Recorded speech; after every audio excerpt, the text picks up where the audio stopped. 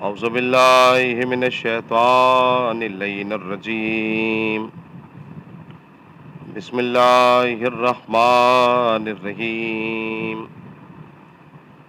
الحمد للہ رب العالمین والعاقبۃ للمتقین والجنۃ للموحدین والنار للعاصین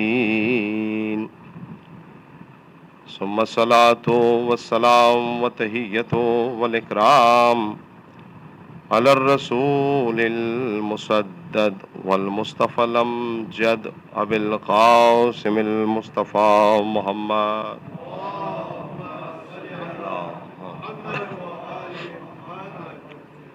واہل بیتہ الطیبین الطاہرین المعصومین المظلومین ولعنۃ الدائمۃ الباقیۃ علی اعدائہم وقتلتہم ومنکری فضائلہم اجمعین اما بعد قال اللہ تعالی فی کتابہ الکریم وهو اصدق القائلین وقولہ الحق بسم اللہ الرحمن الرحیم قل ان کنتم تحبون اللہ فاتبعونی یحببکم اللہ ویغفر لکم ذنوبکم واللہ غفور الرحیم صلوات بر محمد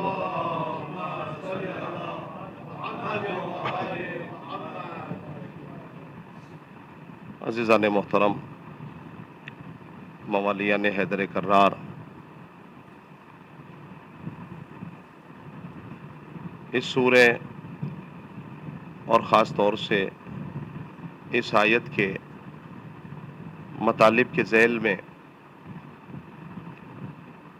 اگر پروردگار عالم یہ بھی کہہ دیتا کہ تمہاری محبت کا معیار جتنا بلند ہوگا اتنا ہی ہماری محبت کا معیار بلند ہوگا، تب بھی کافی تھا، اس لیے کہ ساری دنیا اللہ سے محبت کرتی ہے،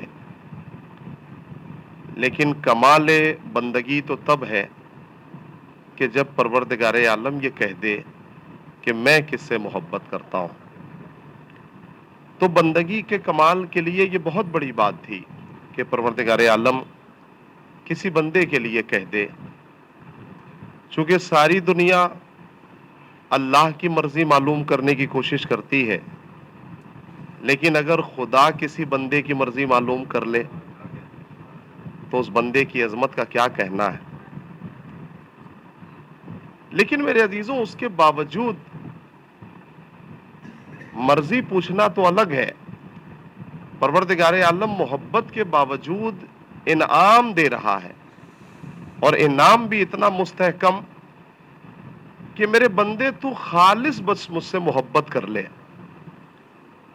تیری محبت اتنی خالص ہونی چاہیے کہ اگر تو نے لا الہ کہہ دیا تو اس کا مطلب یہ ہے کہ پھر تو دنیا میں میرے علاوہ سچی محبت کسی سے نہیں کرے گا، یعنی یہ خالص ہے۔ اگر واقعاً اتنا خالص ہو جائے تو پھر میں بھی تجھ سے محبت کرنے لگوں گا، اور یاد رہے کہ جسے میں محبت کرتا ہوں تو میری محبت کا معیار یہ ہے کہ میں اس کے گناہوں کو بخش دیتا ہوں۔ آپ توجہ کر رہے ہیں، آپ ماشاءاللہ خوب دلچسپی دکھا رہے ہیں، مجھے بھی اچھا لگ رہا ہے پڑھنے میں، اور جتنی دلچسپی بڑھتی جائے گی اس کیفیت میں کبھی پوچھئے پروردگار عالم سے تنہائی میں۔ آپ سوچیں گے کیسے پوچھیں، کہاں جا کے پوچھیں اللہ سے؟ اللہ سے اگر گفتگو کرنا ہے تو اس کی سب سے اچھی جگہ کا نام ہے مصلی۔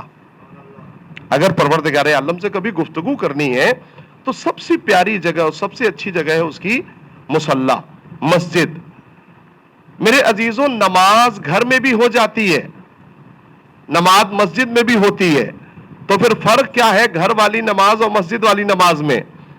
بس اتنا ہی فرق ہے کہ اگر گھر میں پڑھو گے تو 1 رکعت کا ثواب 1 ہی رکعت کے برابر ہے، اور مسجد میں پڑھو گے تو 1 رکعت کا ثواب 70 رکعت کے برابر ہے۔ یہ فرق ہے، یہ فرق ہے۔ میرے عزیزوں للہ تھوڑا سا کوشش کریں کہ وقت نکالیں, تھوڑا سا کوشش کریں. میں 5 دن میں نے آپ سے یہ بات نہیں کی, لیکن آج میں 2 منٹ کے لیے آپ سے اس لیے کہہ رہا ہوں, اس لیے کہ جتنا قیمتی آپ کا وقت ہے اس سے کہیں زیادہ کروڑوں گنا قیمتی جو ہے وہ خدا کا وقت ہے. تو یہ کیسے ممکن ہے کہ ہم محبت کی داستانیں خوب سنائیں اور مسجد سے رابطہ ٹوٹ جائے؟ یہ کیسے ممکن ہے؟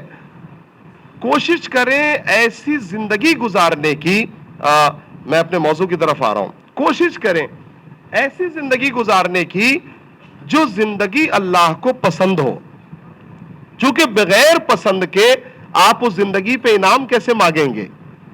بھئی اگر پروردگار عالم سے انعام چاہیے تو زندگی بھی اتنی ہی معتبر چاہیے. لیکن بڑے کمال کی بات یہ ہے کہ ہر انسان اپنے اعتبار سے زندگی گزارتا ہے, اپنی ہر آدمی اپنے اعتبار سے اپنی زندگی گزارنے کی کوشش کرتا ہے. شاید میری بات میرا نوجوان سمجھ جائے, اور یہ آج کے زمانے کا الحمدللہ سوشل میڈیا سے جڑا ہوا نوجوان شاید یہ گفتگو سمجھ جائے. ہر آدمی اپنے اعتبار سے زندگی گزارتا ہے, کھانے پینے سے لے کر لباس سے لے کر سونے سفر تک کی ساری زندگی ہم اپنے اعتبار سے گزارتے ہیں. مثلا میں زندگی کو کہاں سے شروع کروں یہ میری سمجھ میں نہیں آ رہا ہے. میں زندگی شروع کرتا ہوں ایک چھوٹی سی چیز جو ہماری زندگی کی چھوٹی سی ضرورت ہے لیکن ہم نے بہت بڑی ضرورت بنا لیا ہے. اس کا نام ہے موبائل. ہے بڑا چھوٹا سا, ہماری زندگی کی بہت چھوٹی سی ضرورت ہے لیکن ہم نے بہت بڑی ضرورت بنا لیا. اب بغیر موبائل کے کوئی زندہ نہیں رہ سکتا. یہ بڑی عجیب سی چیز ہو گئی ہے. لیکن زندگی گزارنے کے سب کے الگ الگ طریقے ہیں. اگر توجہ ہو گئی تو انشاءاللہ آج کی مجلس یاد کرنے والی ہو جائے گی. الگ الگ جو ہے وہ طریقے ہیں. رمضان المبارک آیا مثلا تو ہم نے موبائل کی ٹون جو ہے وہ قرآنی بنا لی اپنی. عید کے ایام آئے تو قصیدے کی ٹون جو ہے وہ موبائل کی بنا لی. محرم کے ایام آئے تو ہم نے نوحے کے اعتبار کی ٹون بنا لی. میں بڑی توجہ چاہ رہا ہوں میرے عزیزوں. محرم کے بعد کچھ ایسے بھی افراد ہیں کہ واقعاً ان کی ایسی ٹون ہے اور خاص طور سے موبائل کی کہ وہ مجمع میں فون بھی آ جائے تو اٹھا نہیں سکتے. یہ میں کیوں کہہ رہا ہوں؟ چونکہ زندگی گزارنے کے سب کے الگ الگ طریقے ہیں اور الگ طریقوں میں بھی بہت خاص توجہ. الگ طریقوں میں بھی, ابھی تو بات میں موبائل کی کر رہا ہوں, بات نکلے گی تو پھر بہت دور تلک جائے گی, ہے نا. یہ بات تو ابھی صرف موبائل کی ہے. میں بات نماز کی کروں. کچھ بندے الحمدللہ نماز شب کے عادی ہیں, کچھ ایسے اللہ کے چاہنے والے ہیں جو اپنی زندگی سے اللہ کو راضی کرنا چاہتے ہیں, نماز شب کے راضی ہیں, وہ جو ہے عادی ہیں. کچھ ایسے ہیں جو نماز صبح میں نماز سے پہلے اٹھ جاتے ہیں. کچھ لوگ ان میں بھی ایسے ہیں الحمدللہ کہ جو وقت جاتا رہتا ہے تب نماز پڑھ لیتے ہیں. کچھ ایسے ہیں کہ جن کی آنکھ صبح میں کھلتی ہی نہیں اور وہ نماز ظہر میں ملا کے نماز صبح پڑھتے ہیں. تو دیکھیے زندگی گزارنے کے سب کے الگ الگ طریقے ہیں. لیکن میرے عزیزوں کون سی زندگی اتنی بہتر ہے کہ جو اللہ سے قریب کر سکے؟ بہت توجہ چاہ رہا ہوں آپ حضرات کی. زندگی کون سی ایسی خوبصورت سی زندگی ہے جو اللہ سے قریب کر سکے؟ میرے عزیزوں یاد رکھیے گا بہت اچھی طریقے سے کہ یہ زندگی بڑی انمول ہے, اور اتنی ہی انمول ہے کہ جو ایک بار آیا ہے وہ دوبارہ نہیں آئے گا پلٹ کے. لہٰذا یہ جتنے دن آپ کے پاس ہیں اسی زندگی میں خدا کو راضی کرنا ہے. یہ دنیا آخرت کی کھیتی ہے اور اس دنیا میں جیسا کریں گے ویسا ہی آخرت میں ملے گا.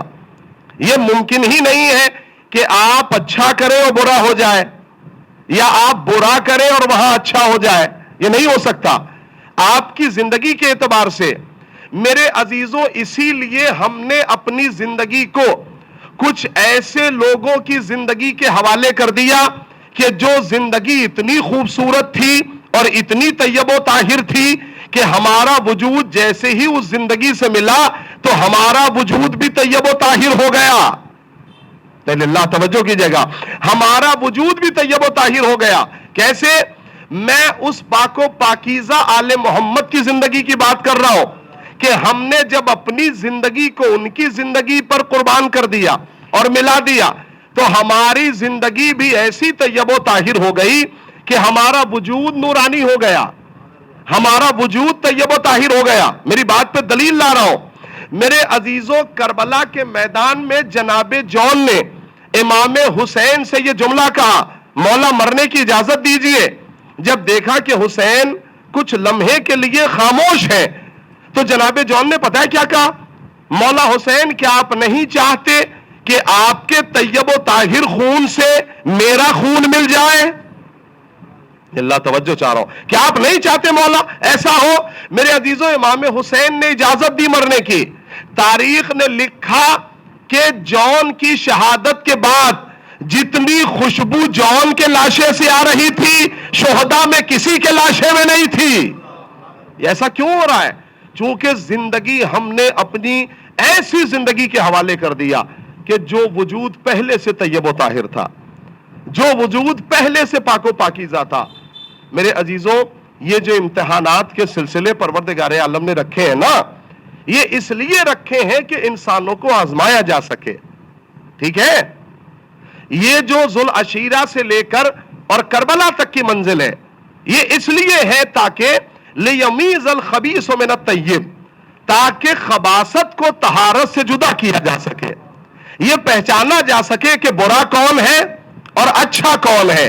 اسی لیے سیاہی اور سفیدی کبھی برابر نہیں ہو سکتی بھائی، رات اور دن برابر نہیں ہو سکتے، طہارت اور خباثت کبھی برابر نہیں ہو سکتی۔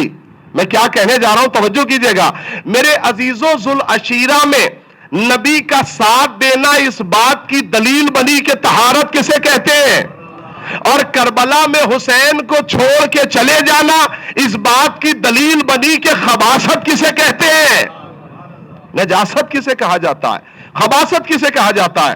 میں خباثت کی دلیل دوں آپ کو۔ امام حسن امیر شام کے دربار میں ہیں، امیر شام نے امام حسن سے کہا انا خیر منکا، میں آپ سے بہتر ہوں، میں آپ سے اچھا ہوں۔ سنیے گا توجہ سے۔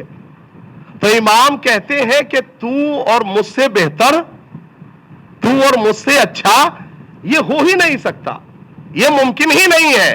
میرے عزیزوں، امام نے قرآن کی آیت پڑھی، الخبیثات للخبیثین والطیبات للطیبین، قرآن ہے میرے عزیزوں، اور کون پڑھ رہا ہے؟ امام حسن مجتبی۔ سورہ نور کی 26ویں آیت ہے، الخبیثات للخبیثین والطیبات للطیبین۔ امام نے کہا خبیث کا ساتھی خبیث ہوتا ہے، نہیں بڑی توجہ چاہ رہا ہوں، خبیث کا ساتھی خبیث ہوتا ہے، طیب و طاہر کا ساتھی طیب و طاہر ہوتا ہے۔ میں مثال دوں آپ کی خدمت میں، شمر کا دوست عمر سعد، جیسا مزاج ویسی طبیعت ویسی دوستی۔ میں کیا سن رہے ہیں آپ، توجہ ہے؟ عمر سعد کا دوست شمر، ابن زیاد کا دوست مروان۔ اگر اس سے آگے بات جائے گی تو بڑی دور تک چلی جائے گی، میں اس سے زیادہ نہیں لے جانا چاہتا۔ جیسا مزاج ویسی طبیعت اور ویسی دوستی۔ امام کہتے ہیں الخبیثات للخبیثین والطیبات للطیبین، خبیث کا ساتھی خبیث ہوتا ہے، طیب و طاہر کا ساتھی طیب و طاہر ہوتا ہے۔ اور میں یہ کام قطعاً نہ کہتا اگر میرے عزیزوں مزاج سے مزاج نبی نے مسجد میں نہ ملایا ہوتا۔ یہاں تو سب جانکار لوگ بیٹھے ہیں، میں بہت زیادہ وضاحت کرنے کا عادی نہیں ہوں، 5 دن میں آپ کی خدمت کر چکا، اب وہاں تک ذہنوں کو لے جائیے اپنے۔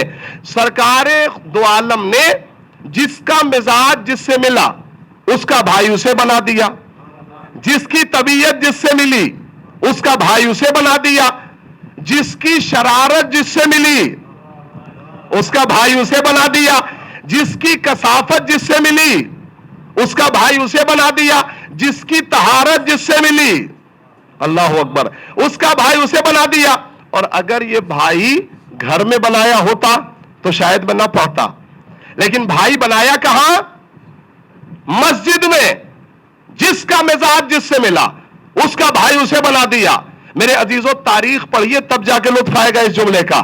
یہ جملہ اتنی آسانی سے پڑھنے والا نہیں تھا، تاریخ کے جھروکوں سے میں آپ کو یہ جملے دوں۔ جس کی طبیعت جس سے ملی اس کا بھائی اسے بنا دیا۔ میں کہوں گا یا نبی اللہ سب کا بھائی تو سب کو بنا دیا لیکن اپنا بھائی کسی کو نہیں بنایا. بھائی آپ کا بھائی کون بنے گا؟ نبی نے کہا میں ہر ایرے غیرے کو اپنا بھائی نہیں بناؤں گا, میں اپنا بھائی اسے بناؤں گا جس کی طہارت کا کلمہ قرآن نے پڑھا ہو. بھائی توجہ ہے آپ حضرات کی. میں اپنا دیکھیے مولا کے نام پر میں کل ایک جملہ آپ کی خدمت میں کہا تھا, جب بھی اہل بیت کے نام کا نعرہ لگایا جائے یا علی کا نام لیا جائے تو سب کو ساتھ مل کے بولنا ہے. سرکار دو عالم نے کیا کہا؟ میں اپنا بھائی ہر ارے غیرے کو نہیں بناؤں گا, میں اپنا بھائی اسے بناؤں گا جس کی طہارت کا کلمہ قرآن نے پڑھا ہو. جملہ سنیے بطور خاص, میں اپنا بھائی اسے بناؤں گا جس کی شرافت کا کلمہ سماج نے پڑھا ہو, میں اپنا بھائی اسے بناؤں گا جس کی عدالت کا کلمہ مومنوں نے پڑھا ہو, میں اپنا بھائی اسے بناؤں گا جس کی ولادت کا کلمہ کعبے نے پڑھا ہو. ایک صلوات پڑھے مل جل کے محمد والما.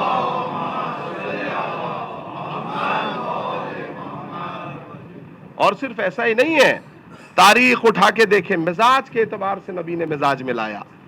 میرے عزیزوں لکھا ہوا ہے کہ جب امیر شام یزید کی ولی عہدی کے لیے مدینے پہنچا امیر شام, تو لکھا ہوا تھا کہ اتنی دولت لے کے آیا تھا, آپ تاریخ اٹھا کے پڑھیں, اتنی دولت لے کے آیا تھا کہ کوفے والے, مکے والے, حجاز والے اور تمام اہل بصرہ سارے موجود تھے اور لوگوں کا عقیدہ خریدا جا رہا تھا, پیسے لٹائے جا رہے تھے, لوگوں کے عقیدے کو خریدا جا رہا تھا. خدا کا شکر ہے یہ ہمارا مجمع بڑا آزمایا ہوا ہے, پوری دنیا بھی اگر ان کے سامنے رکھ دی جائے تب بھی اپنا عقیدے کا سودا کرنے کو تیار نہیں ہے. میں آپ سے کیا کہہ رہا ہوں توجہ ہے. لیکن اس زمانے کو دیکھیے, امیر شام آیا یزید کی ولی عہدی کے لیے, اور آنے کے بعد ہر طرف لوگ جو ہے وہ مال و دولت اکٹھا کیے گئے اور سب کو دیا گیا. اتنے میں امیر شام نے کہا کہ حسن مجتبیٰ نہیں آئے, حسن مجتبیٰ کہاں ہیں؟ جیسے یہ جملہ کہا کہ حسن مجتبیٰ کہاں ہے تو امیر شام کے لوگوں نے کہا وہ اتنی آسانی سے نہیں آتے ہیں, یہ مال و دولت پہ نہیں آتے ہیں. تو کہا ذرا انہیں بلا کے لاؤ. تاریخ نے لکھا کہ ڈھلتی ہوئی شام میں امام حسن مجتبیٰ آئے, اور آنے کے بعد جیسے ہی مولا پہنچے دربار میں تو اس نے ایک جملہ کہا آپ اس لیے دیر کر کے آئے ہیں تاکہ سارا مال و دولت ختم ہو جائے اور میرے پاس دینے کے لیے کچھ بھی نہ بچے, آپ اس لیے دیر کر کے آئے ہیں, لیکن یاد رکھیے گا میں ہند کا بیٹا ہوں. یہ کس نے کہا؟ امیر شام نے کہا میں ہند کا بیٹا ہوں, اتنی دولت میں آپ کو دوں گا کہ جتنی میں نے اہل دنیا کو دی ہے, یعنی جتنی کوفے والوں کو دی ہے, جتنی بصرے والوں کو دی ہے, جتنی مکے والوں کو دی ہے, اتنی اکیلی دولت آپ کو دوں گا. اور ایک جملہ یہاں پہ نقل کیا, کہا میں ہند کا بیٹا ہوں, انا خیر من کا, میں آپ سے بہتر ہوں. یہ کس نے کہا؟ یہ امیر شام نے کہا میں آپ سے بہتر ہوں. حسن مجتبیٰ کو جلا لایا, امام کہنے لگے تو اور مجھ سے اچھا یہ ممکن ہی نہیں ہے, تو نے تو اپنا تقابل مجھ سے کرا دیا لیکن میں اپنی برابری تجھ سے کرانا اپنی بے حرمتی سمجھتا ہوں. پورے مجمع کی توجہ چاہیے مجھے, میں اپنی برابری تجھ سے کرانا اپنی بے حرمتی سمجھتا ہوں. جملہ سنے حسن مجتبیٰ کا. تاریخ نے لکھا کہ اتنا روب تھا اللہ کے اس چاہنے والے کے اوپر, اتنا روب تھا حسن مجتبیٰ کے چہرے پر, اور ایسی محبت تھی لوگوں کے دلوں کے اندر کہ حسن مجتبیٰ جب حج کے لیے یا کہیں سفر پہ جاتے تھے اور دو چار لوگ امام کے ساتھ ہوتے تھے تو امام اگر گھوڑے سے اترتے تھے تو وہ بھی احتراماً اتر جاتے تھے. اتنا روب حسن مجتبیٰ کے چہرے پہ تھا. میرے عزیزوں جب امام جانے لگے, آپ ذہن میں رکھیے گا چونکہ نتیجہ بڑا خوبصورت ہوگا, حسن مجتبیٰ کو جتنی دولت اس نے مکے والوں کو دی, حجاز والوں کو دی, اتنی ہی دولت حسن مجتبیٰ کو دی تھی. جب امام حسن مجتبیٰ دربار سے جانے لگے تو قیامت کا منظر تھا. اتنے میں ایک امیر شام سے محبت کرنے والا وہ امام کی طرف آگے بڑھا اور بڑھنے کے بعد آگے بڑھ کے امام کے جوتوں کو سیدھا کر دیا. حسن مجتبیٰ کے جو جوتے رکھے ہوئے تھے نا اسے بس سیدھا کر دیا. جیسے ہی سیدھا کیا تو حسن مجتبیٰ نے کہا کہ جتنی دولت امیر شام نے دی ہے وہ سب تیری. نہیں, مجھے پورے مجمع کی توجہ چاہیے, میں جو جملہ آپ کی خدمت میں پڑھنے جا رہا ہوں. جتنی دولت امیر شام نے دی ہے وہ سب تیری. اس نے کہا مولا میرا کام اتنا بڑا نہیں ہے. تو کہا نہیں, تو نے میرے جوتے سیدھے کر دیے, یہ ساری دولت تیری. اب دینے کے بعد امام مخاطب ہوئے امیر شام کی طرف اور کہا یہ ذہن میں اچھی طرح بٹا لینا, اگر تو ہند کا بیٹا ہے تو میں فاطمہ الزہرا کا بیٹا ہوں. ایک صلوات.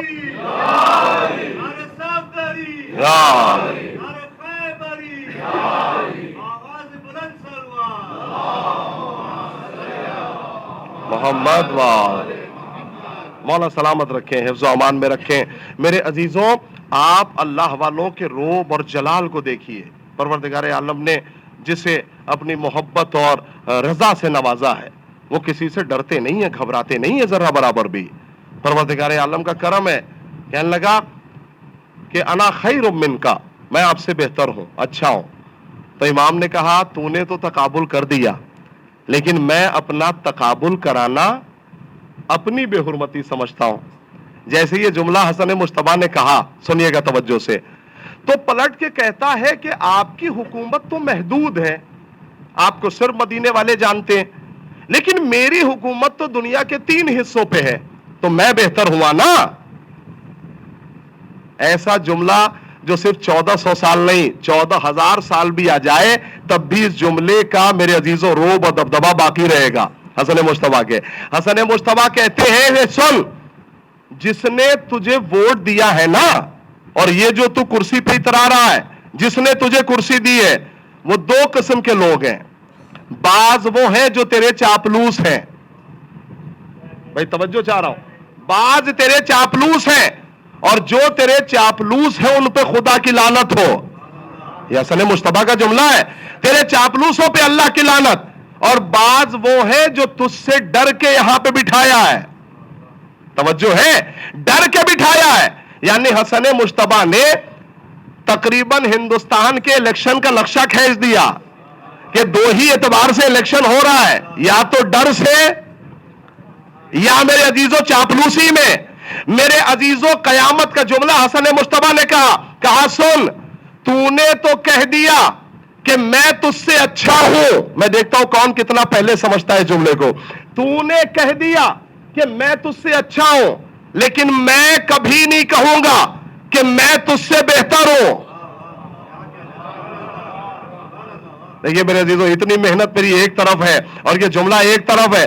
تو نے کہہ دیا کہ میں تجھ سے اچھا ہوں, میں کبھی نہیں کہوں گا. میں نے کہا حسن مجتبیٰ کیوں؟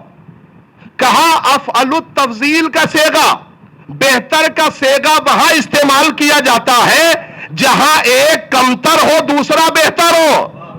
اگر میں نے کہہ دیا کہ میں تجھ سے اچھا ہوں تو پھر تیرے اندر بھی کچھ ہوگا. اللہ اکبر. معتبر لوگ میرے سامنے بیٹھے ہیں, معتبر سماعتیں بیٹھی ہیں.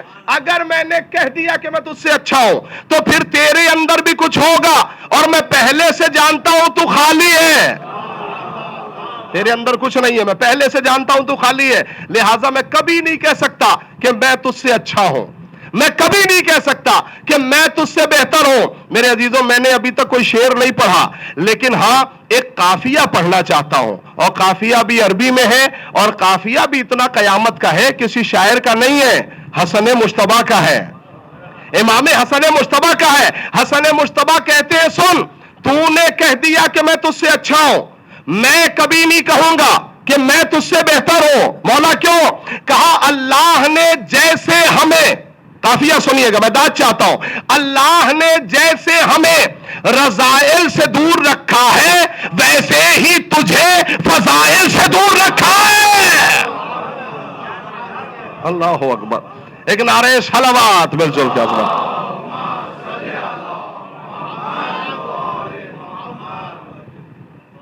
توجہ ہے آپ حضرات کی. یہ ہے میرے عزیزوں اللہ والوں کا روب و دبدبہ, یہ ہے اللہ والوں کا روب و جلال. اور مولا ارشاد فرماتے ہیں کہ یہ لکڑی کے تخت پہ بیٹھ کے فخر کر رہا ہے, یہ لکڑی کی کرسی پہ بیٹھ کے اترا رہا ہے. تجھے معلوم ہے کہ تو کون ہے اور میں کون ہوں؟ توجہ کیجئے گا, تجھے معلوم ہے تو کون ہے اور میں کون ہوں؟ میری عظمت اور روب و دبدبا یہ ہے کہ تجھے پروردگار عالم نے لکڑی کا تخت دیا ہے اور میرے تخت کا نام عرش ہے. روب دیکھیں مولا کا, روب و دبدبا دیکھیں. ان العرش سریری, عرش خدا میرا تخت ہے. یہ حسن مجتبیٰ کا جملہ ہے, نوجوانوں ذہنوں میں بٹھائیے گا. اور میں نے کہا اس جملے کا مجھے نظرانہ چاہیے آپ سے. ان العرش سریری, عرش خدا میرا تخت ہے. والاحمد و ضمیری, میرے ضمیر کا نام محمد ہے. والعلی و امیری, میرے امیر کا نام علی ہے. والحسین و وزیری, میرے وزیر کا نام حسین ہے. والجبرائیل و فقیری, اور میرے گھر کے دربان کا نام جبرائیل ہے.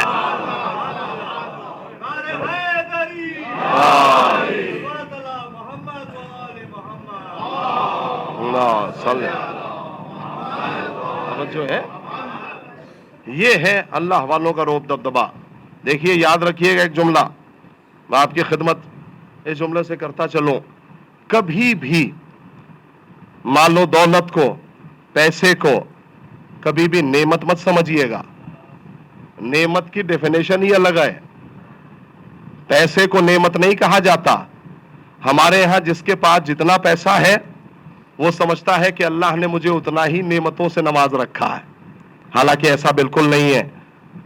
کبھی بھی دیکھیے ہمارے یہاں قرآن و حدیث سے ہٹ کے کوئی گفتگو نہیں ہوتی, لہٰذا میں آپ کی خدمت میں قرآنی باتیں کر رہا ہوں. کبھی بھی پیسے کا نام اور دولت کا نام کبھی نعمت نہیں ہو سکتا. نعمت کہتے کسے ہیں؟ اللہ والوں نے جب بھی نعمتیں دی ہیں پروردگار عالم نے تو اللہ والوں کو دی ہیں. اور کیسی نعمتیں دی ہیں؟ ہم اتنگوش ہیں آپ. نعمت کو آپ ملاحظہ کریں, قرآن کہہ رہا ہے بسم اللہ الرحمن الرحیم. سنیے گا نعمت کہتے کسے ہیں؟ وَاعْتَصِمُوا بِحَبْلِ اللَّهِ جَمِيعًا وَلَا تَفَرَّقُوا وَاذْكُرُوا نِعْمَتَ اللَّهِ. قرآن کی آیت ہے. اللہ کی رسی کو مضبوطی سے پکڑے رہو, آپس میں تفرقے بازی نہ کرو. نعمت سنیے گا کسے کہتے ہیں قرآنی آیت کی تناظر میں. اللہ کی رسی کو مضبوطی سے پکڑے رہو, آپس میں تفرقے بازی نہ کرو. اللہ کی اس نعمت کو یاد کرو. نعمت آ گیا نا, اللہ کی اس نعمت کو یاد کرو جس نعمت کی وجہ سے تم آپس میں بھائی بھائی ہو گئے. قیامت کا فقرہ, بھائی بھائی ہو گئے. تو یہ بھائی بھائی بنایا کس نے؟ ابھی تو میں نے آپ کی خدمت میں پڑھا تھا. بھائی بھائی بنایا رسالت نے. تو پہلی آیت میں رسالت نعمت نہیں, توجہ نہیں فرمائی آپ نے میرے عزیزوں, میری محنت رائے گا چلی جائے گی. پہلی آیت میں رسالت نعمت. اب پروردگار عالم نے ایک آیت اور پیش کی اور کہا کہ نعمت کو سمجھنا چاہتے ہو, نعمت کہتے کسے ہیں؟ پیسہ مال و دولت کا نام نعمت نہیں ہے. نعمت کیا ہے؟ رسالت نعمت ہے. اور کیا نعمت ہے؟ الیوم اکملت لکم دینکم. للہ توجہ کیجئے گا. واتممت علیکم نعمتی, آج میں نے دین کو کامل کر دیا, نعمتوں کو تمام کر دیا. میرے عزیزوں دین کس دن کامل ہوا؟ بتائیے نا.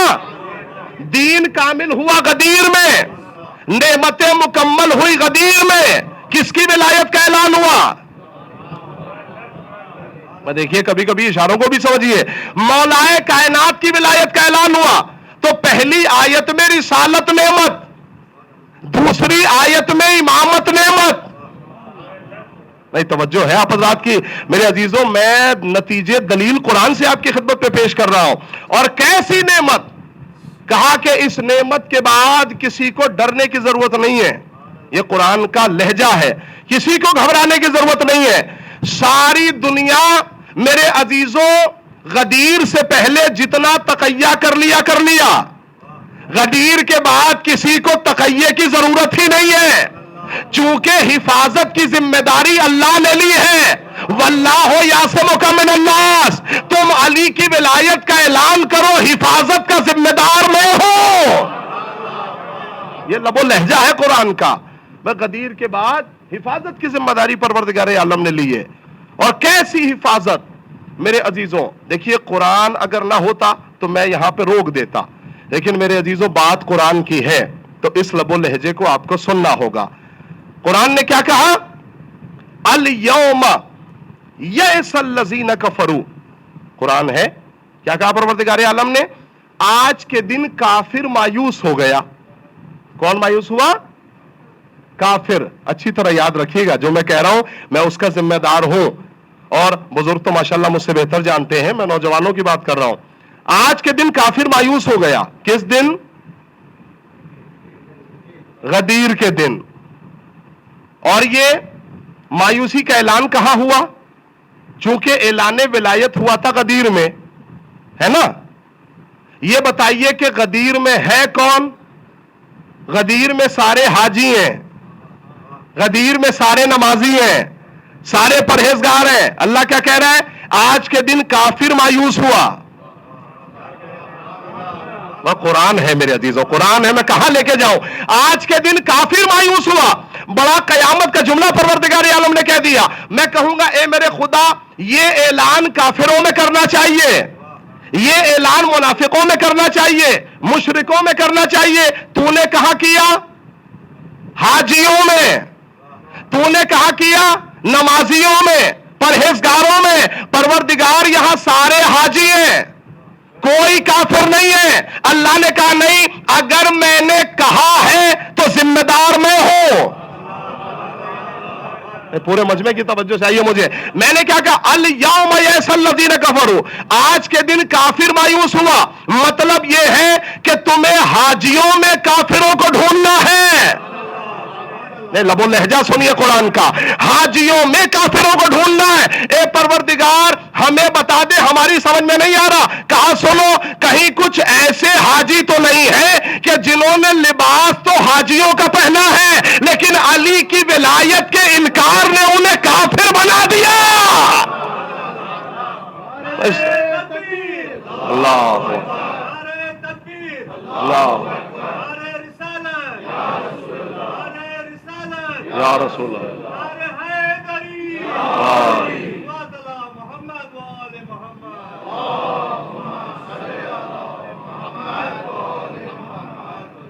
تھوڑا سا آپ اتنی جگہ باقی ہے، تھوڑا سا نوجوان سمٹ آئیں، بزرگ جہاں بیٹھے رہیں. میں نوجوانوں سے کہہ رہا ہوں تھوڑا سا آگے آ جائیے، پیچھے تھوڑی جگہ مل جائے گی لوگوں کو. اور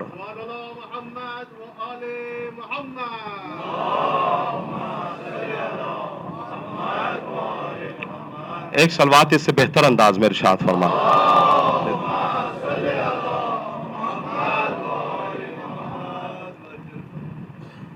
تو پروردگار عالم کیا کہہ رہا ہے؟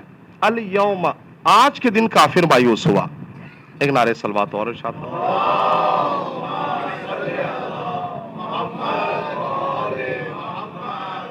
دیکھیے اگر لب و لہجہ یاد رہ گیا قرآن کا تو مجلس یاد رہ جائے گی، اور واقعاً یاد کرنے والی مجلس ہے. اگر پروگرام لمبا چوڑا ہو کسی مجلس کا، مثلا 2-3 مرثیہ خوان ہو، پیش خوان ہو، اور یہ سارا سسٹم ہو، تو مجلس کو تھوڑا سا سسٹم میں لانے کے لیے آپ نے دیکھا ہوگا چہلم کی مجلسوں میں تو ایک ناظم کو رکھا جاتا ہے.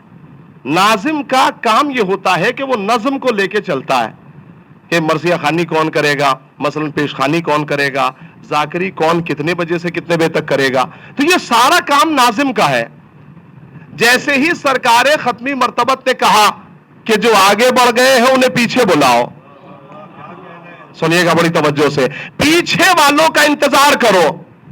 میں کہوں گا یا رسول اللہ جو آگے بڑھ گئے ہیں بڑھ جانے دیجئے، بھائی پیچھے والوں کا انتظار کر لیتے ہیں. کہا نہیں، آگے والوں کو پیچھے بلاؤ، پیچھے والوں کا انتظار کرو. سب جب ایک نقطہ اعتدال پہ آ کے جمع ہو جائیں، میں لفظوں کا ذمہ دار ہوں میرے عزیزوں، ایک نقطہ اعتدال. نقطہ اعتدال کا مطلب ہے معتدل اعتدال. کمال یہ ہے علی کی محبت افراط و تفرید کا نام نہیں ہے، علی کی محبت ہی عین عدالت ہے. عدالت ہے. اور ایک جگہ پہ جمع کر کے کیا کہا؟ سوچنے والی بات ہے. سرکار دو عالم نے جیسے ہی کہا، دیکھیے یہاں مجلس سننے لا بڑا آسان ہے، چونکہ الحمدللہ پنکھا چل رہا ہے، سب بڑے آرام سے بیٹھے ہوئے ہیں. لیکن غدیر میں کچھ سنانا بڑا مشکل ہے. کیوں؟ اس لیے کہ 1.25 لاکھ سے زیادہ حاجی ہیں، اتنی کڑی اور سخت دھوپ ہے، اور جو 2-4 پیڑ ویڑ بھی لگے ہوئے تھے سرکار دو عالم نے سب کٹوا دیا. اور کٹوانے کے بعد میں نے کہا یا رسول اللہ ایسا انتظام کیوں کر رہے ہیں؟ کہا میں بتانا چاہتا ہوں صرف آرام ہی کے دن یاد نہیں رہتے، مصیبتوں کے بھی دن یاد رہتے ہیں. مصیبتوں کے بھی دن یاد رہتے ہیں. اور کیسے یاد رہیں گے یہ جملہ سنیے. کہا جو آگے بڑھ گئے ہیں پیچھے بلاؤ، پیچھے والوں کا انتظار کرو. جو غدیر کا ناظم تھا اس نے کہا یا رسول اللہ پیچھے والوں کا انتظار تو کر لیتا ہوں، آگے والوں کو کیا کہہ کے بلاؤں؟ جو سمجھ گئے سمجھ گئے. آگے والوں کو کیا کہہ کے بلاؤں؟ نبی نے فوراً کہا کہو حی علی خیر العمل. نہیں متوجہ ہیں؟ میں جملہ کہوں آپ کے خدمت. حیدری خیبری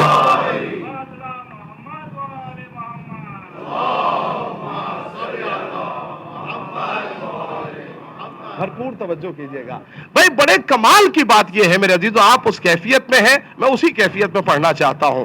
جیسے ہی یہ جملہ کہا کہ حی علی خیر العمل کہہ کے بلاؤ، جملے کو اچھی طریقے سے یاد رکھیے گا. میں نے غدیر کے بعد سب کا دروازہ کھٹکھٹایا کہ غدیر والے گئے کہاں، غدیر والے ملیں گے کہاں؟ تو ایک ہی آواز تاریخ سے آئی، جہاں جہاں سے حی علی خیر العمل کی آواز آئے.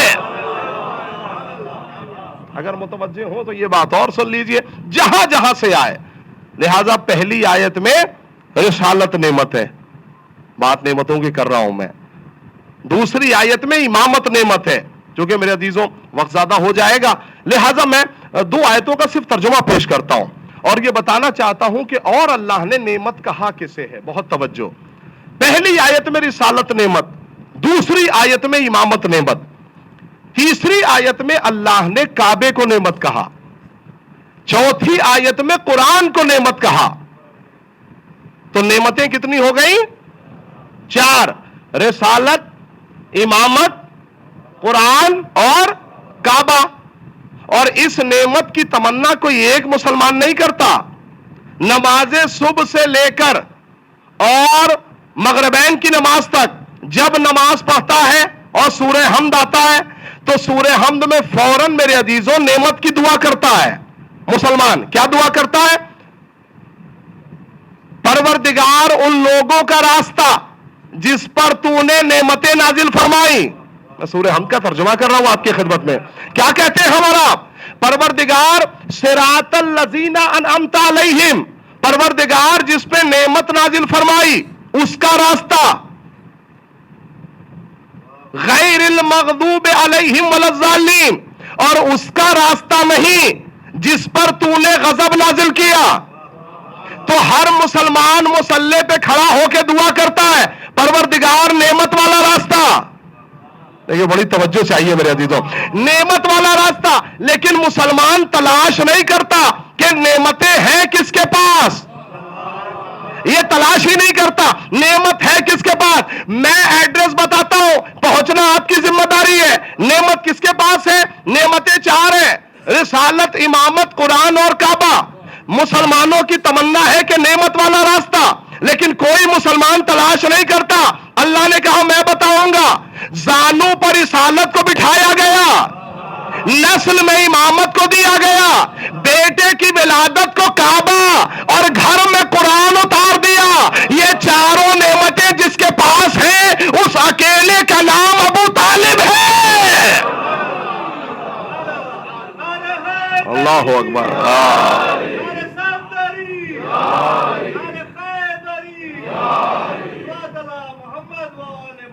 اور ہمارے میرے عزیز یہ نعمتیں میں نے قرآن سے پڑھی ہیں آپ کی خدمت میں، اور اتنی معتبر نعمتیں ہیں کہ یہ 4 نعمتیں جناب ابو طالب کے پاس ہیں.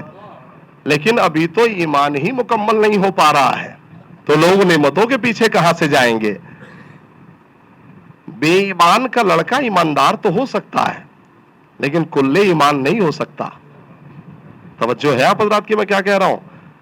میرے عزیزوں میں بات قرآنی کر رہا ہوں آپ کی خدمت میں، اور یقین جانیے کہ میں کسی دوسرے سے کیوں پوچھوں؟ ایمان ابو طالب پہ دلیل دوسرے سے کیوں پوچھوں؟ آئیے ہم سارے مومنین مل کے جناب ابو طالب کی خدمت میں چلتے ہیں اور پوچھتے ہیں سرکار ابو طالب اتنا بڑا الزام لگا ہوا ہے، نعوذ باللہ، کہ آپ ایمان نہیں لائے تھے، اتنا بڑا الزام لگا ہوا ہے. تو تھوڑی دیر کے لیے سوچنے والی بات ہے.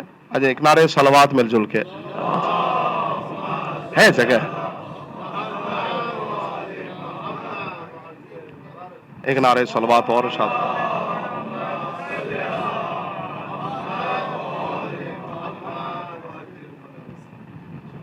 دیکھیے معاملات یہ ہے، میں آپ سے نعمتوں کی بات کر رہا تھا. میں نے قرآن سے وہ چاروں نعمتوں والی چیزیں آپ کی خدمت میں بتا بھی دی کہ نعمتیں ہیں کس کے پاس. ہر مسلمان نعمت کی تمنا کر رہا ہے لیکن چاروں نعمتیں کہاں ہیں؟ جناب ابو طالب کے پاس. میں نے دلیل قرآن سے دی ہے آپ کی خدمت میں. میں نے کہا حضور آئیے جناب ابو طالب کی خدمت میں. سرکار ابو طالب آپ کے اوپر اتنے زیادہ الزامات ہیں اور الزام ایسا کہ نبی آخری وقت میں کان میں جھک کے کہہ رہے ہیں چچا کلمہ پڑھ لیجئے، چچا کلمہ پڑھ لیجئے، چچا کلمہ پڑھ لیجئے. دیکھیے بات ہے علم حدیث کی اور یقین جانیے کہ اگر میں اس موضوع کو چھیڑوں نا تو تقریباً 1 گھنٹے سے زیادہ چاہیے اس ایمان کو سمجھنے کے لیے، اور دامن وقت پہ گنجائش نہیں. آپ 50 منٹ سے زیادہ سن چکے ہیں، لہٰذا میں بالکل جملے کو سمیٹ رہا ہوں. لوگوں نے کہا ایمان نہیں لائے تھے. کیوں نہیں لائے تھے؟ نبی نے آخری وقت میں کان میں جھک کے کہا تھا. بھئی یہ بھی قافیے سے قافیہ ملا لیتے تو بات حل ہو جاتی. بھئی جتنی کان والی باتیں ہیں، بھئی قافیے تو آپ کو بتانے ہیں نا، جتنی کان والی باتیں ہیں وہ سب یاد ہے، جتنی میدان والی ہے وہ بالکل یاد نہیں ہے، وہ بالکل یاد نہیں ہے. میں نے گفتگو مکمل کر دی. ایک حدیث تو تم نے سنائی، اب ایک حدیث منبر رسول سے میں سنا رہا ہوں. فیصلہ آپ کے ہاتھوں میں ہے، میں اسی کے بعد جو ہے وہ مکمل کر دوں گا گفتگو. حدیث آپ نے سنائی، نبی نے آخری وقت میں کان میں جھک کے کہا، ٹھیک ہے. اب ایک معتبر حدیث علم رجال کے ترازو پہ تولی ہوئی، وہ آپ کی خدمت میں سناتا ہوں. میرے عزیزوں سرکار دو عالم کا یہ فیضان ہے اور یہ جملہ ببانگ دہل ہے. نبی نے کہا سنو،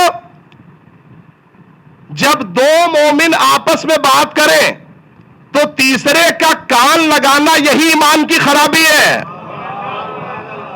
میں نے حدیث سنائی ہے آپ کو، میں بغیر حدیث و قرآن کی بات نہیں کر رہا. کیا جب 2 مومن آپس میں بات کر رہے ہو تو تیسرے کا کان لگانا یہ ایمان کی خرابی ہے؟ تو پہلے اپنا ایمان ثابت کرو.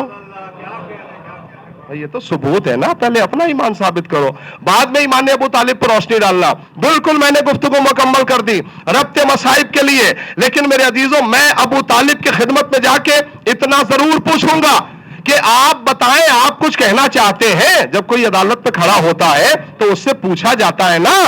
جناب ابو طالب نے کہا میں کیا بتاؤں، میرے ایمان پر خود ہی میری سیرت ہے گواہ. میں نہ پڑھتا قطن، میں شعر پڑھنے کا عادی نہیں ہوں، لیکن میرے عزیزوں یہ اس لیے معتبر ہے کہ اس میں مکمل جناب ابو طالب کا ایمان ہے. میرے ایمان پر خود ہی میری سیرت ہے گواہ، میرے بیٹے، میری زوجہ، میری عطرت ہے گواہ. سنیے گا، میرے بیٹے، میری زوجہ، میری عطرت ہے گواہ. ایک طرف احمد مرسل کی رسالت ہے گواہ، ایک طرف احمد مختار کی سیرت ہے گواہ. تو بولو ایمان سے ایمان کسے کہتے ہیں؟ اور میں ہوں کافر تو مسلمان کسے کہتے ہیں؟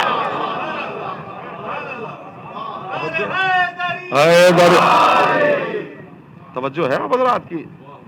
لوگوں نے کچے مسلمان، نہ عقائد مکمل، نہ اخلاقیات مکمل، اور وہ الزام کس کے اوپر لگا رہے ہیں؟ جناب ابو طالب کے اوپر. میں نے کہا کہ مجلسوں کا موضوع یہ نہیں ہونا چاہیے ایمان ابو طالب.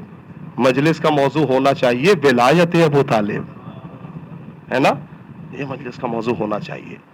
تو یہ ایسے اللہ والے ہیں اور ایسے خدا کے نایاب چہرے ہیں کہ اگر سچی معرفت ہو جائے تو پروردگار عالم ہمارے وجود کو بھی خوشبوؤں سے بھر دیتا ہے. اسی لیے میرے عزیزوں, ہم نے اپنے وجود کو ان کے وجود سے منسلک کر لیا, اور منسلک کرنا تھا کہ ہمارے اوپر بھی رحمتوں کی بارش ہونے لگی, اور ساری کائنات آج آپ کو اس نام سے پکارتی ہے جس نام سے اہل بیت پہچانوانا چاہتے تھے. اور فرما رہے ہیں آپ میرے عزیزوں. اور ہاں, یہ یاد رہے, اگر اب بھی عقائد میں کمی رہ جائے, اتنے فضائل اور مناقب کے بعد بھی اگر کمی رہ جائے, تو محرم کرنا نہ بھولنا. یہ جو محرم کے 10 دن ہے نا, یہ ایمان کو تازہ کرتے ہیں, یہ اس بیٹری کو چارج کرتے ہیں جو سال بھر سے ڈیڈ پڑی ہوئی تھی. یہ 10 دن بڑے معتبر ہیں, اور یہ اتنے معتبر ہیں کہ ایمان تر و تازہ ہو جاتا ہے. حسین کا ہر چاہنے والا فرش عزا پہ آ کے بیٹھتا ہے, ہر چاہنے والا. میرے عزیزوں, بالکل آخر کلام میں, چونکہ آج ایسا ذکر آپ کی خدمت میں ہونا ہے جسے ذکر اون و محمد کہتے ہیں, اور یہ اچھی طریقے سے ذہنوں میں رکھیے گا. کچھ جنازے ایسے ہیں کہ جن پہ حق ہے کہ رویا جائے, حق ہے سوگواروں. لوگ کہتے ہیں کہ اگر کسی پہ کوئی رونے والا نہ ہو تو اس پہ رونا فرض ہے, اور خاص طور سے جگر باہر آ جائے گا آپ کا اگر کوئی ماں اپنے بچوں کے جنازے پہ نہ روئی ہو, تو ہم پہ تو رونا فرض ہے نا. مقتل کے جملے ہیں اور قیامت کے فقرے ہیں کہ شب عاشور کا منظر ہے. امام حسین ہر خیمے کے قریب جاتے ہیں اور جا کے گفتگو سنتے ہیں. تو قیامت کے فقرے یہی آ رہے تھے.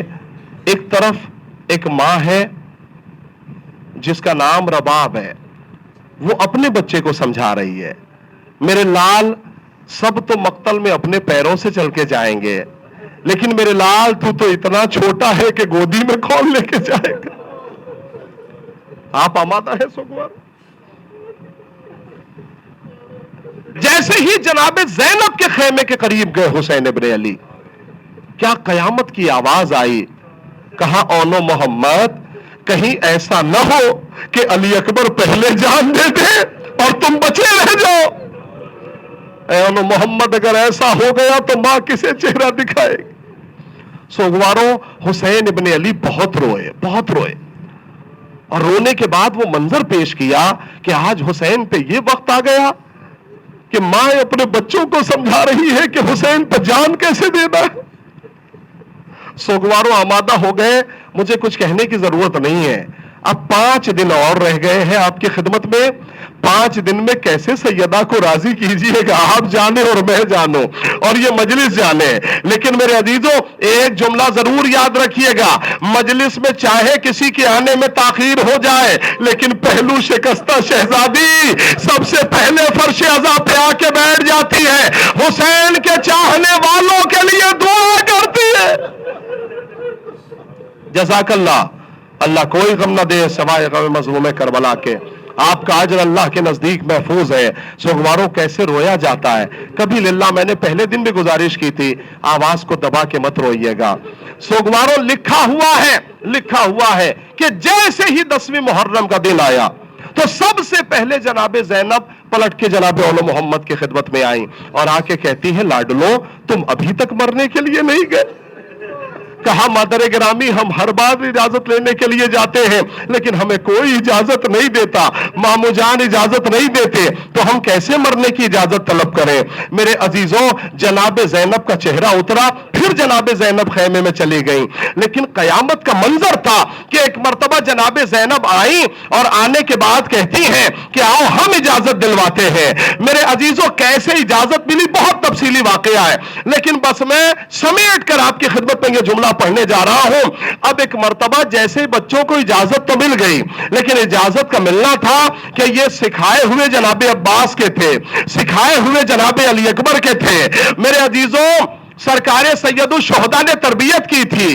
अब कैसे सवाल में आते, जनाब ज़ैनब ने सारी बातें समझाई, लेकिन एक बात अपने बच्चों को जरूर समझाई। कहा, मेरे लाल, मैं जानती हूं तुम अली के पोते हो, मैं जानती हूं जाफर तैयार का खून है तुम्हारे अंदर, तुम जरूर जो है वो फुरात पे कब्जा कर लोगे, लेकिन मेरे लाल कहीं ऐसा ना हो 3 दिन के तुम भी भूखे प्यासे हो, कहीं ऐसा ना हो कि फुरात का पानी देखकर तुम पानी पी लेना। जज़ाकल्लाह, जज़ाकल्लाह, अल्लाह कोई गम ना दे आपको सिवाय गमे सैयदुल शुहदा के। सोगवारों कयामत का मंजर था। जनाब ज़ैनब ने यह जुमला कहा और एक मर्तबा मेरे अजीजों इमाम हुसैन ने दोनों को सवार कर दिया। जनाब अब्बास ने इमाम हुसैन ने सवार किया, ये दोनों बच्चे चले गए। जाने के बाद मेरे अजीजों कयामत की जंग की। जंग करने के बाद हुसैन इब्ने अली दादे शजात दे रहे थे। देते देते कयामत का मंजर क्या देखा कि मेरे अजीजों इब्ने जियाद के खेमे पे नेजा मार दिया और मारने के बाद जैसे ही नहरे फरात की तरफ से जाने लगे, एक भाई ने पानी देखा और अपना चेहरा पानी से छुपा लिया। हुसैन इब्ने अली ने ज़ैनब को आवाज दी, ए ज़ैनब, तुम्हारे लाडले जंग के उसूल बदल रहे हैं, चेहरा छुपा लिया फरात को देखकर, कहीं ऐसा न हो कोई हमला कर दे। अल्लाह आपको कोई गम न दे सिवाय गम मजलूम करबला के। सोगवारों मजलिस तमाम हो जाती। मैंने एक जुमला आपकी खिदमत में पहले कहा था कि ये माँ अपने बच्चों को रो नहीं पाई है, लिहाजा बगैर आंसुओं के वापस मत जाइएगा। ऐ सोगवारों, माँ को सुरखरू कर दीजिएगा, जनाब ज़ैनब को पुरसा पेश कीजिएगा जनाब ओनो मोहम्मद का। कयामत की मंजिल थी। लिखा हुआ है कि जब 11 मुहर्रम को जनाब ज़ैनब को ऊंट पे बिठाया गया और बच्चों के लाशें मेरे अजीजों जो है वो पड़े हुए थे, बच्चों के लाशें करबला में पड़े हुए थे। ज़ैनब ने बच्चों को देख के आंखें बंद कर ली। मेरे लाल में किस पे रो? अली अकबर का मातम करो, अब्बास का मातम करो या हुसैन का मातम करो? जज़ाकल्लाह, जज़ाकल्लाह। सोगवारों, बस आखिरी जुमले हैं, कयामत के फिक्रे हैं। ये माँ अपने बच्चों को नहीं रो पाई, मक्तल से चली गई बगैर आंसुओं के। लेकिन ए मेरे सोगवारों, आपके भी तो छोटे बच्चे होंगे। मेरे अजीजों, आपको आपके छोटे बच्चों का वास्ता है। ये जुमला माँ को सुरखरू करने के लिए है। अब जैसे ही मेरे अजीजों ये काफिला जिंदान में चला गया, जब जिंदान के बाद मेरे अजीजों रिहाई मिली और सबके सर आने लगे ना, तो मेरे अजीजों एक एक सैदानी आगे बढ़ के ले रही थी, सैयद सज्जाद आगे बढ़ के ले रहे थे। लेकिन मेरे अजीजों आखिर में मैंने सब छोड़ दिया। आखिर में तो छोटे छोटे सर आए, एक कौन का सर, एक मोहम्मद का सर। एक मर्तबा मेरे अजीजों शाम की औरतों ने कहा कि क्या इनकी माँ जिंदा नहीं है, कोई रो नहीं रहा है इन बच्चों के ऊपर? ज़ैनब ने कहा, मैं जिंदा हूं, लेकिन किस पे रो? मैं बनी हाशिम को रो या मोहम्मद को रो? तमाम कर दिया मैंने सोगवारों, इसलिए कि अब ये जिक्र के बाद 10 दिन जनाब ओनो मोहम्मद के मसाइब नहीं पढ़े जाएंगे। लेकिन सोगवारों, ये फैसला आपके हाथों में है। अब माँ रोई कब? लिखा हुआ है कि जब काफिला रिहाई के बाद पहुंचा ना, तो एक मर्तबा जनाब ज़ैनब अपने घर पहुंची तो जनाब अब्दुल्ला ने क्या देखा? जनाब ज़ैनब बैठ के रो रही थी। कहा, ए मुअज़्ज़मा मोहतरमा, ए ज़ईफा, आप कौन है? हमारे घर में पहले से सो गए, आप क्यों और मजीद सोग में डाल रही है? जनाब ज़ैनब ने चेहरे से नकाब हटाई। अब्दुल्ला, तुमने नहीं पहचाना? अब्दुल्ला में ज़ैनब हो। कयामत बर्पा हो गई। जनाब अब्दुल्ला जनाब ज़ैनब को लेके आए। अब जैसे ही हुजरे में पहुंचे, 2 छोटे छोटे इमामों को देखा। अब आए देखी, मुसल्ले देखे, ज़ैनब ने चीख मारी, ए